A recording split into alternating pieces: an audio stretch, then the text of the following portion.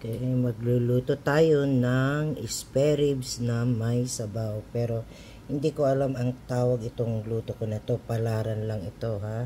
Huwag ninyong gagayahin. Ano lang to, palaran na luto lang yan. So hindi ko alam kung anong tawag itong lulutuin ko. Basta hahaluan ko lang siya ng sibuyas, igigisa ko, at saka bawang, saka mamaya lalagyan ko ng paminta, at saka eto, sandali lang, eto ginigisa ko yung kamatis. Ayan, ihahalo ko yan, lalagyan ko ng sabaw. So sabaw na may spare ribs. Ayan, pero yung ihahalo ko na gulay wala pa, pechay siguro ang ihahalo ko dyan. Nagpabili pa ako sa asawa ko. Ayan, magsasabaw tayo.